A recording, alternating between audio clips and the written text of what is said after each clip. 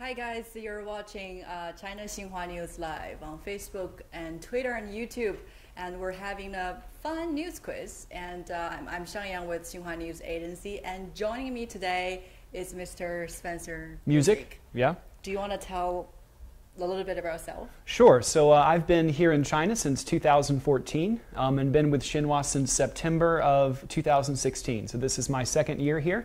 I'm a bit of a U.S. politics junkie, so I'm really excited to be talking about this topic that I know quite a bit about. So we'll see. We'll see how much I know. I know when we did a show at the National Games, you really tested my knowledge. So we'll see if you've stepped up your game a little bit. Yeah. And last time we did a little test on your sports smarts. Yep. And this time we're talking about the relations between China and the U.S. A lot of interesting, fun questions ahead of you. So I want you also, everyone online, join our quiz. And if you know the answer, or if you want to just help Spencer, you can leave a comment or the answer in the comment session here. So we're live on Facebook, Twitter, and YouTube. So are you excited to do the first one? I am. And if any of our viewers have any questions about China-U.S. relations or the history of presidents visiting China, they can let me know in the comments, and I'll try to get those answered before we go off here. You know, something that presidents of both parties in the U.S. say after their first visits to China is that it's a learning experience for them. So I think that Trump is definitely going to be looking to expand his knowledge about China, and I think from all indications are the Chinese side are going to be giving him a warm welcome. So it's going to be really exciting to see how it goes, and I'm equally excited to see what questions you have in store for me. Okay, so looks like you're very well prepared. I am. Okay, let's go to the first one. Do you want to read the questions? Sure, I can. Yeah. The first meeting between Chinese President Xi Jinping and U.S. President Donald Trump happened in. So let's just go through all of them. Because I have a pretty good idea of which one it is, but but a couple of these bear some mentioning as well. Yeah. Sunnylands, California, that was the location of the first meeting between Barack Obama and Xi Jinping back in 2012 after Xi Jinping became General Secretary. Oh, that's actually 2013. Oh, 2013 after he became president, right? Yeah, yeah. And then Muscatine, Iowa is very famous. That's where President Xi Jinping spent some time studying agriculture in the U.S., but I highly doubt that's where they had their first meeting. You're about to laugh. So what about the third one? Like a rodeo in Houston? A rodeo in Houston seems like a bit of a strange place for a high-level bilateral meeting, wouldn't you say? But Houston is actually China's first state leader that ever visited U.S. since the establishment of formal ties. Yeah. That was Deng. Yeah, he came to a few cities in the U.S. in the year 1979. Oh, wow. Okay, so there's some history behind that one as well. Yeah, there's like a classic photo of him in the rodeo in Houston watching a game or something. I'll have to look that up. Okay. But I know the answer is A, Mar-a-Lago, Florida, which is Trump's beach resort. Yeah, and that was in... That was it was earlier this year, in the spring of this year, shortly after Trump became president. Yeah, that was in April. So Xi went to Florida and they met in Mar-a-Lago Resort. That was very easy for you for the first one. I thought you're gonna think a little bit. Okay. I hope this one is a little challenging. Now this is a little bit harder. Which, if any of the following places, hasn't had a visit from a U.S. president? So we had a similar one at the National Games, so I guess I should go through all of the photos. Okay. And I know that's the Great Wall of China. That is the Bird's Nest, the Great Hall of the People, the Terracotta Warriors, the Forbidden City, and is that the Dayan Pagoda in Xi'an, or a similar? Very close. Okay. Actually, that was Mogao Grottoes in Gansu. Yeah. So, do you want to go? I am. Which, if any? Okay, I am. I'm wavering on the Great Hall of the People because I know that there's a great deal of history there. I know Margaret Thatcher visited there during her tenure, but I'm not entirely sure if a U.S. president has visited the Great Hall of the People. But I'm gonna guess so. I'm also going to guess the Forbidden City has had a visit from a U.S. president. Terracotta Warriors, pretty likely. Great Wall, definitely. I know the Obamas visited the Great Wall. So, F. You're going with the Mogao Grottos. Yeah, that's actually correct. Okay, cool. That's the only places in these pictures that hasn't had a U.S. president visit. Sure. And Bill Clinton went to the Terracotta okay. Warriors, and a lot of people went to the bird's nest as Beijing was hosting the 2008 Olympics. And then a lot of state leaders came for the opening ceremony. Sure. So George W. Bush was there, and for Forbidden City, and quite a few presidents went there. Yeah. Yeah. And also the Great Hall of the People when Nixon came to visit and establish. He had a meeting in the Great Hall of the and People. set in motion the establishment of relations. Okay, so I've learned a lot. And actually, funny thing, I have never been to the Forbidden City, even though I've lived in Beijing for 4 years. So clearly, I need to get on that. It's just so touristy, you know. Beijing is kind of home for me. I'm not a tourist here, so I always think it's too crowded. So, have you been to the other places besides Forbidden City? I've been to all of them besides the Forbidden City. Yeah. Mogao also? No, not Mogao. I've been to all of them that U.S. presidents have been to, besides the Forbidden City. That's good to know. Yeah. Okay, let's go to the next one. Okay, okay. From your smile, I can tell it's going to be a very easy one for you. What sport has played a significant role in the restoration of China-U.S. relations? Now, all of these are interesting ones, and there's a story behind them. China and the U.S. have performed well in volleyball at the Olympics. There is a connection there, but that's not the correct answer to this question. Okay. Golf is something, I'm guessing is that golf or a ping pong ball? That's a ping pong ball, right? Look at the question again. What would you rather it to be? It would probably be a ping pong ball. Right. I think there is such a thing as ping pong diplomacy. Right. Could it be multiple ones, or does it have to be just one in this question? Just one. Okay. Yeah, like played a very important role. So if it's in the restoration of the ties, the mutual ties. Yeah. Oh, in the restoration of mutual ties. Yeah. Okay. So not the sort of ongoing development of ties. The one that has that set things in motion. Yeah. Okay, then I think ping pong diplomacy is it, right? Yeah. So like the globe is set in motion by a tiny ball. That's what are we talking about? Ping pong. Okay. Cool. Because the U.S. ping pong team visited China in 1971. Okay, yes, I remember this now. Yeah, and a year later, Richard Nixon came to China. So, and later on, there was the. I think definitely basketball gets an honorable mention as being a big contributor to ongoing relations, right? We have questions for you regarding that. Okay, great. So, all right. So that one was ping pong. I just want to look at how our viewers doing. Yeah, sure. A lot of people are saying "I love you." Oh, great! Okay. I see someone said ping pong diplomacy. Yeah, ping pong diplomacy. So that's well known. From Lim, that was talking about, and then nice watching from Philippines, and a lot of people are joining us right now, answering the questions for you. Okay, this is fun. Let's go to the next question. This one, I'm pretty confident you're gonna. It probably gonna take like some time. Okay, so we'll go through all of them then. Okay. China and the United States established official diplomatic ties in the year that Yuri Gagarin became the first man to journey into outer space. Michael Jackson released his great fifth studio album, Off the Wall. I love that album. A pistol shooter, Xu Haifeng, won China's first Olympic gold medal in Los Angeles. And the first McDonald's opened in the Chinese mainland. Yeah, that is a tough one. Do you want to get some help? Yeah. So what do our viewers think? They're so like saying nice or beautiful, and saying that they're watching from all around the world, and saying hello or saying excellent. Any help on this question? Still not yet, but they're saying hello. Hello, watching from India. All right, so I'll start to work through some of these, and we'll do process of elimination, which you know I'm really good at. Yuri Gagarin was the first man to journey into outer space back in the 1960s. I don't know the exact year, but I know that would definitely be before China-U.S. relations started. That was a good one. And so, to my recollection, Richard Nixon set things in motion. Yeah. But relations weren't established until Jimmy Carter was president. He was actually from my home state of Georgia. Wow. He's from the southern part of the state, but we claim Jimmy Carter. Do you know what year it would have been, I know his presidency was 78, 79, or 76, 77, 78, 79, and he was defeated in 80. So it would be one of those 4 years. The Olympic Games in Los Angeles were in 84, so that would be too late. Okay. And the first McDonald's opening in the Chinese mainland, I'm guessing that's sometime in the 1980s too. I'm not entirely sure about that.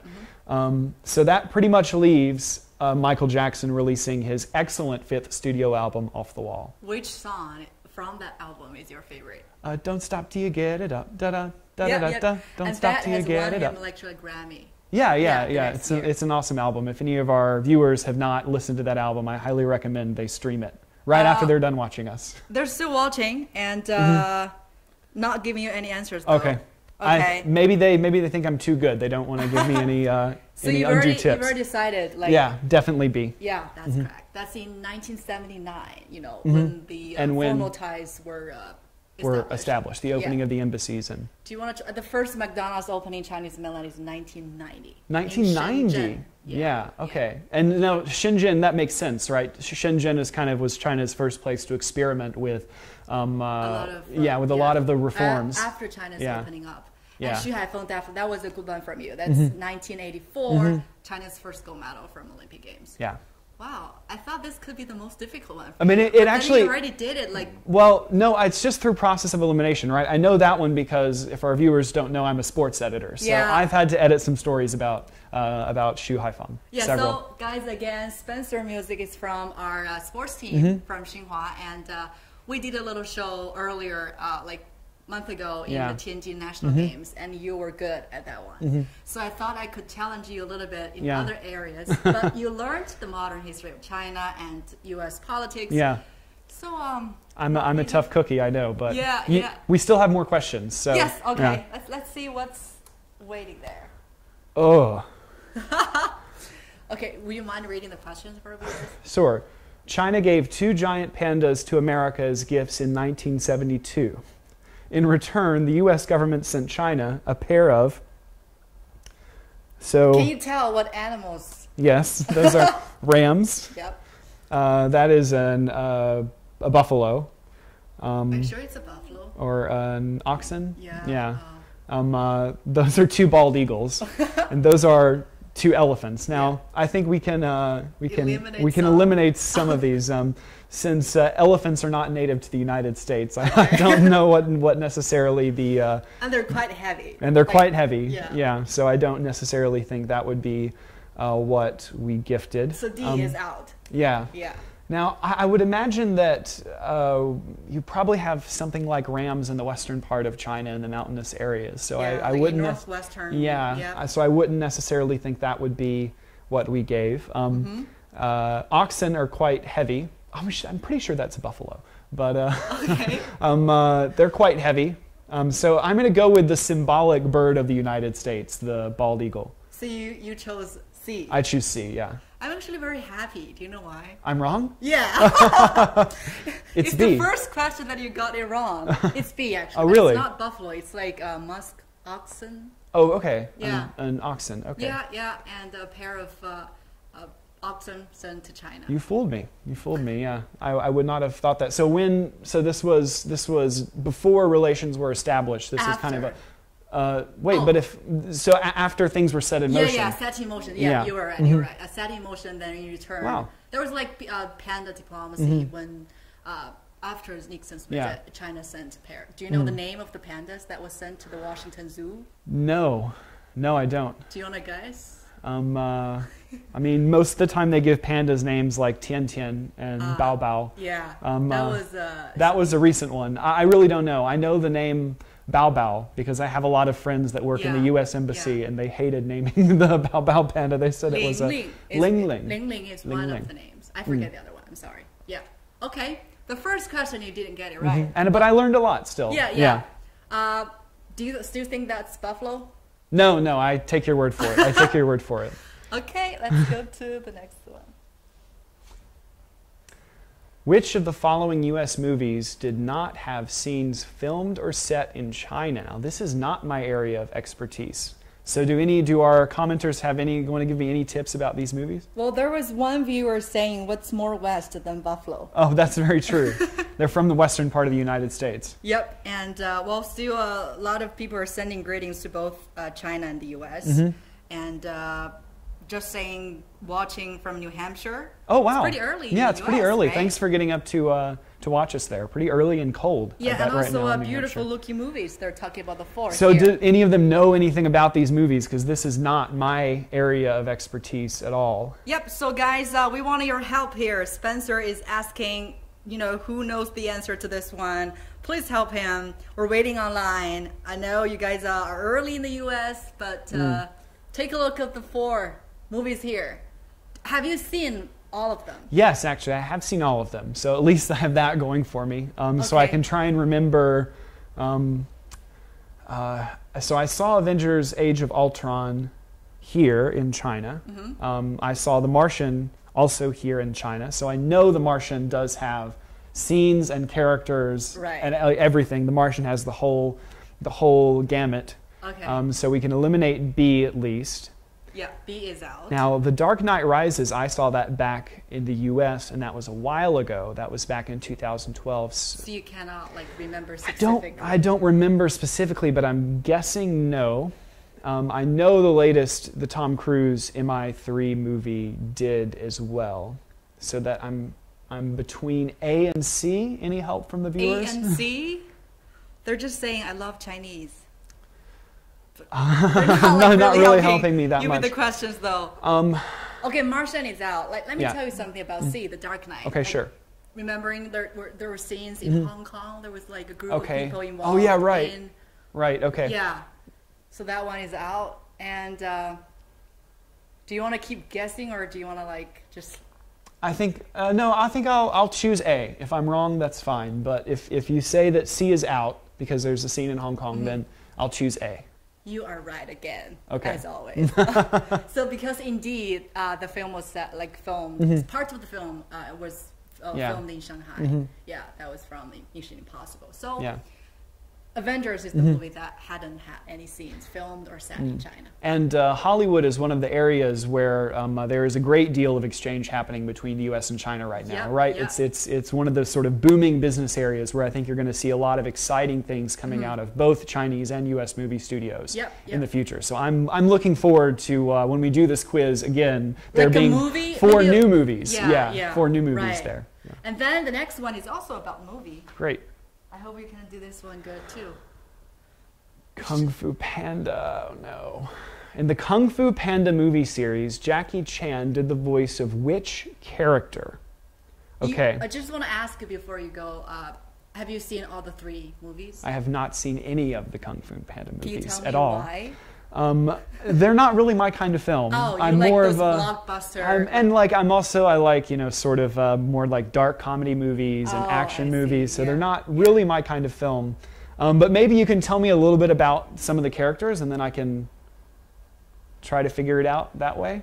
There is a master Shi Fu. He's the main one who teaches everybody. Unites them. I'm guessing that's him, right? Yeah. And then there was Panda, but he was not in the picture. The voice was by Jack Black. Yeah, I do remember that. I remember Jack Black. And there was Tigress in the first movie, which was done by Angelina Jolie. And there was a mantis. Oh yeah. Right. So some of this is coming back to me. And then there was Tai Lon, the name of the character to the right. But I cannot give you more hints because the more that I say, I think you should you're gonna know the answer directly. I think it's D. Shifu? I think it's D. I think it's Master Shifu, right? Why? Why do because one would just assume that Jackie Chan would do that kind of a role in a movie like this, right? I think it was very good, reasonable to think that way. But actually, Jackie Chan did the voice of the monkey. Oh, really? Yeah. Okay. And then there was the Tigress and the Shifu, and then I think that was it. So, purposefully try to mislead me there so I would get another one wrong. Or I first told you that, Shifu was the one who teaches everybody Kung Fu and unites them. Yeah. So you might be thinking, oh, Jackie Chan should be that. But he did the voice, like of the monkey. Cool. So that should be C. And I will go back and watch that movie now. You've piqued my interest. Yeah, it's really a fun movie to watch. And there are like 3 movies already. Yeah. Yeah. How are you feeling right now? So now we're starting to get into unfamiliar territory for me. So I think you've upped your game. Yep. Let's see what you have in store next. Okay, let's go to see the next question. Which of the following Americans can speak Chinese? So I'll just run through all 4 of these and let me know if our viewers are giving me any help. So that would be Mark Zuckerberg, CEO of Facebook, the platform that we're on right now. That is Henry Kissinger, who was the Secretary of State when Richard Nixon set things in motion and comes to China very frequently. He's a very astute observer of China-U.S. affairs. Actually, a bit of a hero of mine, Mr. Kissinger. That is Stefan Marbury, who played for the Beijing Ducks and now plays for another Beijing team in the CBA. Yeah. And D over there is Mr. Elon Musk, who is the head of Tesla Motors and a bunch of other sort of cutting-edge scientific development firms. Yeah. So here's what I know about the 4 of them. But right now, some of our viewers online are saying D and A. D and A? Yes, some are saying D might be the right answer, and some are saying A. And another A from Christopher Jacob. So here's what I know about, I know that Kissinger always used an interpreter on his state visits. So wow, that's a very good observation. I think he's a very astute observer of Chinese culture, but I don't think he speaks Mandarin. Stefan Marbury probably speaks a bit because he's lived here for a while, but I wouldn't say. I just want to tell you, Andrew Lim says A, Lan Tong Daniel says A, and another Chinese fan saying A. Licha says A. I think we're getting a lot of A's right now. Yeah. So I'm gonna. And then Tom says like 8 A's in a row. Okay, so we're getting, the audience is leaning strongly on A. That was the direction I am leaning because Mark Zuckerberg's wife is Chinese, and he speaks Mandarin in his visits when he comes here. I remember that. Yeah. I think he publicly speaks Chinese in a few speeches, and we don't know about Dr. Henry Kissinger whether he can speak. Yeah. But as you said, there were always interpreters with him when he visits. Marbury probably, he's lived here for a while, he probably speaks a bit, but I don't think he speaks fluent Chinese. Yeah, and I've never heard any rumors to the effect that Elon Musk speaks Chinese. Yeah, definitely a smart guy. Yeah, definitely. So I'm going to go A. Yeah, I'm going to agree with our audience. So A is the correct answer. Great. Yeah. I don't know how to pronounce the name here, but he also says Momi A. Opralagan. Yeah, A. So thank you all. Yeah, thank you, audience. We appreciate that. So keep the good work as we're going to go to the next one. Blank is the first ever U.S. city destination to receive over 1 million Chinese visitors in a single year. This is tough. This is This is really tough, yeah. Now, I know each of these cities, but... Do you want to tell first what the picture is? So A is Chicago, B is New York, C is obviously Hollywood, and D is San Francisco. The first ever U.S. destination? Yep. First ever. And this is Chinese on tourist visas, right? Yeah. Not people resettling. Okay, so that's San Francisco has a large Chinese population, but that's a lot of people who have resettled in the United States. I just want to remind you that, do you know, 2016 was the year of the China-U.S. tourism year. And that really is actually one of the outcomes from Xi's visit to the U.S. in 2015. So I'm thinking about, as much as I love Chicago, I doubt it was Chicago, just because I'm not sure there's enough. Because it's location in the middle, people tend to go to the west. Location in the middle. I think there's not necessarily a whole lot there to attract first-time visitors to the U.S. Good point. Chicago's the kind of city you should visit on your second or third visit to the U.S. after you've gotten a little more used to it. Right. So New York, San Francisco, and Los Angeles all very popular places. They're all for Chinese extremely tourists. popular. Yeah. That's really, really hard. I don't think you can go, like, you can just do this one by analyzing stuff. You can just go by, you know, My maybe gut sheer feeling. luck. I am going to go with New York just because it's a really international city and very accessible, and also a lot of shopping there. So I'm going to go with New York, but I could be wrong. You could be wrong, and you are wrong. Okay. So you want to choose between the rest two, C or D, like Los Angeles or San Francisco. I'll give you a second chance. Then I'll go Los Angeles. Los Angeles, correct. Okay, cool. So C, that was in 2016. Los Angeles became the first city. The China-U.S. tourism year. Yeah, ever to receive over 1 million Chinese tourists in a single year. I would say New York if I didn't do this research, because I think New York was already really very popular, attractive. The Statue of Liberty, the Empire State building, but still Los Angeles is a little closer. And it's a little closer, isn't it? Yeah, it's just a hop across the Pacific. So. And also a lot of children wanted to go to the Universal Studios. That could be one of the reasons. Yeah, so C is the correct answer. And thanks for the second chance. I appreciate that. Thank you. Let's go to the next one. Which of the following former U.S. presidents had served as the head of the US Liaison office in Beijing? So this is in my ballpark. I'm probably not going to need the viewers' help on this one. Are you sure? Yes. But they're already giving you answers on the first one, the previous one. They're talking about C, like that was Los Angeles. But I'm pretty sure I can analyze this one and also let's see. Come up with a few. So the U.S. Liaison office obviously would predate the embassy, right? So this is the pre-establishment of formal diplomatic relations. Richard Nixon never served in a foreign capacity. He was in Congress, he was in the Senate, he was vice president, he was president, but he never served overseas. Gerald Ford was Richard Nixon's vice president and then became president after Nixon resigned. Okay. Also, to my knowledge, never served in a foreign capacity. C? D over there, Bill Clinton. He was governor of Arkansas in the 1970s and then president in the 90s, but he also never served in any foreign capacity. So that leaves only C. And I'm actually a bit of a fan of George H.W. Bush. I think he's one of the greatest former U.S. presidents, and so I do know that he served in the liaison office. And there's a photo of him and First Lady Barbara Bush, soon to be First Lady Barbara Bush, in front of Tiananmen Square. So and also he wrote a book later on about his experience. In China.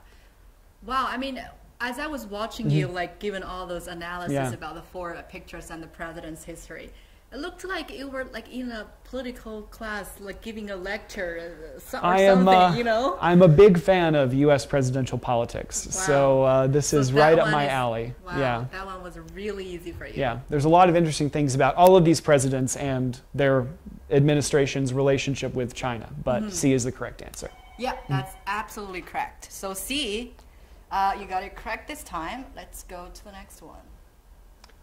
The Chinese coach that has led the US volleyball team to win the silver medal at the 2008 Beijing Olympic Games is nicknamed, I know this one, this is a sports question. Is it that easy? Yeah. Can you pretend that it's not that easy for you? So we can go through all of them, and so Her Airness, that's another nickname. I forget who it belongs to, but it's not. It should be his Airness. Oh, really? So the question is kind of related to, but that was kind of like leaning you towards the nickname of Michael Jordan. Yeah. But that was his Airness. Yeah. I just changed that too. So I smelled something fishy with that answer. Okay. I'm onto your game. What about Wonder Woman?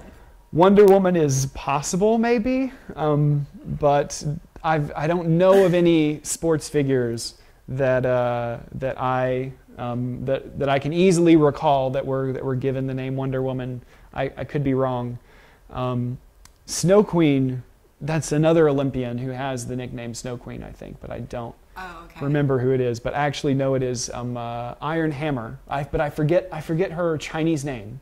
Do you know her English name? No. Jenny Lau? Jenny Lau? Long? Long. Jenny Long. That's yeah. Lang Ping. Lang Ping. So he led, she led to the U.S. team to win the silver medal in 2008, and her nickname was Iron Hammer. And used to be a professional volleyball player herself, and she led to the China team to a 5 victories.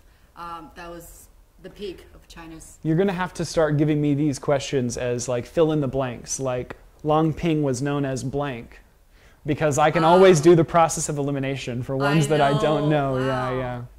Maybe next time. Next time, I think that's a good idea. Yeah, you know, Wonder Woman is just the name of another movie. Lately, it was very popular. Yeah. And Snow Queen, I was actually talking about Elsa in Frozen. But you said should be a nickname for another professional athlete? It would. I think it would make sense if that were like a snowboarder, right? Oh yeah. Or like ice skating. But I can't imagine any reason why a volleyball person would be named Snow Queen. So. Like she likes snow. Yeah, there's no snow volleyball. There's beach volleyball. Yeah. Sand Queen might have worked. Okay, so Iron Hammer was her nickname. Yeah. Another fan just tells you B is the correct answer. Oh, someone just chose C. Wonder Woman. But actually it's B. Yeah. Iron Hammer. Okay, that was Jenny Lang or Lang Ping, the former U.S. team coach. Blank is the NBA's first team ever to don Chinese New Year uniforms. This is a sports one, but it's hard because I know that over the course of the last season, at different points, several teams put Chinese on their uniforms. I'm not sure if all of them were for Chinese New Year. The Golden Gate Warriors are a popular team here because of Steph Curry. Yeah. The Houston Rockets, obviously popular because of Yao Ming. Right. So I'm leaning towards A. What do our viewers say about this one? They're saying B, A, B, just A and B. Houston and then LA. So guys, keep telling. I mean, so you have the reason why I'm also. We have 3B here and 1A, but by only 2 people. You have Chinese players on both the Houston Rockets and the LA Lakers, right? Yeah. Because you have Jeremy Lin, who used to play for the Lakers, and Yao Ming for the Rockets. But because Yao Ming is on the organizational side of the Rockets, I'm going to choose A. Because I know that he is now sort of on the he's a part owner of the team, right? So okay, here is what I'm gonna do. I want to let you read the question again. Is the NBA's first team ever to don Chinese New Year uniforms? So, the NBA is trying to connect with Chinese fans around the world, and they will do this celebrations during China's Lunar New Year, and a team might be wearing Chinese New Year celebration uniforms on the court, and but that is really not helping you, right? So then maybe because of their popularity in China, the Golden State Warriors. Yep. Would be it. Yeah. Okay. So Golden State Warriors was the first team ever to wear Chinese New Year uniforms on the court. Yeah, and since then the tradition has been carried on. Yeah, by other teams. That's why I've edited stories about other teams doing it as well. So. But I would agree when you were kind of leaning towards Houston Rockets. It would make sense. Yeah, Yao Ming was there for quite a few years and really connected China with NBA. Wow, that was good and. Still, people are thinking it's A. Yeah, I think you fooled our viewers. So you can fool our viewers, but you can't fool me. A lot of A's. Yeah, a lot of A's. I mean, the A does make sense. Yeah. Houston is definitely. Okay. Let's see, what's the next one? Which of the following events did not happen in 2016? The first RMB offshore clearing center in the U.S. was established. Yao Ming was inducted into the Naismith Memorial Basketball Hall of Fame. The book Xi Jinping, The Governance of China was introduced into the U.S., and Donald Trump was elected as the 45th U.S. president. Well, we can definitely eliminate D because I will never forget the day that Donald Trump was elected U.S. president. Yeah, that was in 2016. Yeah. And that was on a Tuesday, and I was here, and I will never forget it. Okay. Ever. Now, C is an interesting one. I have a copy of Xi Jinping's book that I got when I was in China back in 2014. But that was here in Beijing, so I don't know if... the one that you got was Chinese or English? It was English. Okay. Yeah. But I was here in Beijing. I got this when I was working, working for media here in China. So that one I'm wavering on. Okay. I know Yao Ming was inducted into the Basketball Hall of Fame last year as well. Yeah. So who else was entered to the Hall of Fame in the same year as Yao? Do you know? No, I forget. Like Shaquille O'Neal and Shaq. Allen Iverson. Yeah. The first RMB offshore clearing center in the U.S. was established. So it's either C or A. Do our viewers have any? I'm not going to tell you anything. Okay. A lot of people are saying A, the clearing center in the U.S.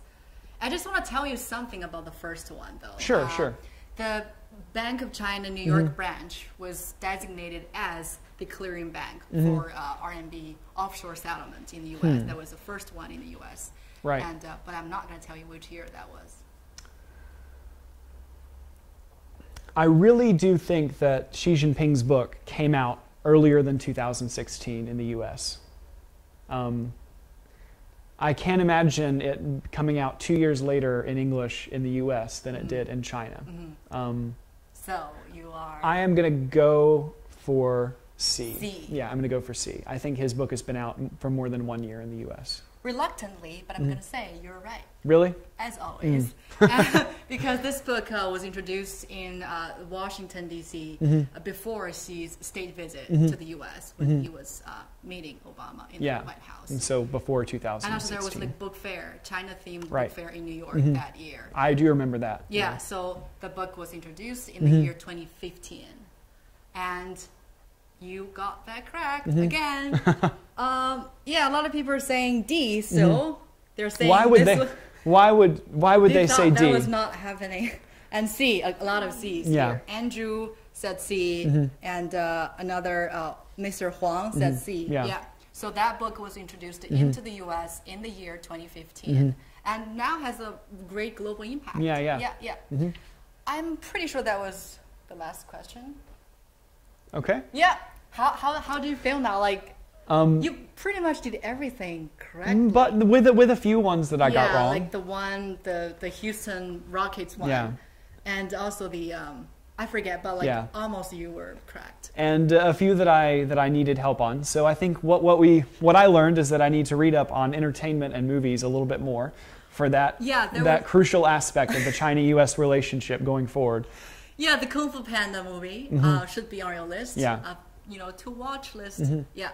So, well, that was a very interesting quiz with Spencer. Always a pleasure. Always a pleasure. And he did really good. And as he said, he had been learning a lot of Chinese history and very interested in the U.S. political and presidential history.